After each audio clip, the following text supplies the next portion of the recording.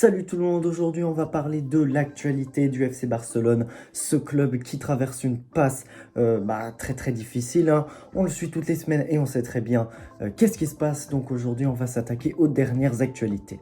Et la première, c'est celle concernant le mercato. Baldé s'étant blessé jusqu'à la fin de la saison, c'est dommage, mais il y a un avantage à ça, c'est que on pourra recruter un joueur grâce à ça. Ne m'expliquez pas comment, je ne pourrais pas entrer dans les détails, mais le Barça voudrait signer un milieu défensif, donc un nouveau numéro 6, tout simplement parce que Romeu n'est pas au niveau et qu'il nous faut un numéro 6 de qualité. On en parle dans toutes les vidéos, n'hésitez pas à aller voir la vidéo sur Kimmich que j'ai sortie il y a quelques jours, voilà. Donc c'est la preuve qu'il nous faut un numéro 6, on ne pourra pas aller recruter Kimmich d'ici la fin du mercato, mais on pourrait aller recruter un joueur qui peut dépanner jusqu'à la fin de saison. Et la deuxième actualité, c'est le Barça qui piste des entraîneurs, puisque Xavi a annoncé hier qu'il allait quitter le Barça en fin de saison, et on va le voir que ce ne sera pas le seul après. Et donc le Barça piste Jürgen Klopp. Alors piste, c'est un grand mot, lui qui vient d'annoncer son départ de Liverpool quasiment en même temps que celui de Xavi du Barça. Si on arrive à le signer, c'est vraiment incroyable, mais à mon avis, ça ne se fera pas. Il a dit qu'il quittait Liverpool pour se reposer tout simplement parce qu'il était fatigué après toutes ces années d'entraîner, à entraîner Liverpool. Enfin, c'est compliqué quoi, de le convaincre de retourner dans un club où ça va très mal. Et le Barça piste également d'autres entraîneurs de renom, dont notamment De Zerbi, l'actuel entraîneur de Brighton. Ça pourrait être une piste beaucoup plus probable et très intéressante. C'est vraiment un entraîneur qui a un petit grain de folie comme ça et qui propose un beau jeu dans ses équipes comme à Sassuolo ou à Brighton maintenant. Mais bien sûr, Liverpool sera aussi sur le sujet, donc ça va vraiment être compliqué. Et dans le cas où on n'arrive pas à signer De Zerbi, il y a bien sûr d'autres entraîneurs encore qui sont dans les plans, comme par exemple Thomas Tuchel qui est actuellement au Bayern Munich. Thomas Tuchel, voilà, il a entraîné le PSG, Chelsea, maintenant il est au Bayern. C'est un entraîneur qui connaît les gros clubs, qui a gagné des titres dans ces gros clubs, donc pourquoi pas, mais je ne suis pas forcément convaincu par cette idée. Il y a la piste Imanol Alguacil, l'entraîneur de la Sociedad, qui est une piste du coup. C'est un entraîneur très sympa, pareil à la Real Sociedad, ça prône le beau jeu.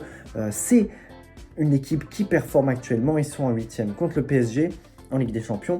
Pourquoi pas, c'est un Espagnol, c'est pas mal. Et ces derniers temps, on évoquait aussi la piste Rafael Marquez, l'ancien défenseur mexicain du FC Barcelone notamment. Mais normalement, ça ne devrait pas se faire parce que le Barça privilégierait des entraîneurs expérimentés comme on a évoqué juste avant.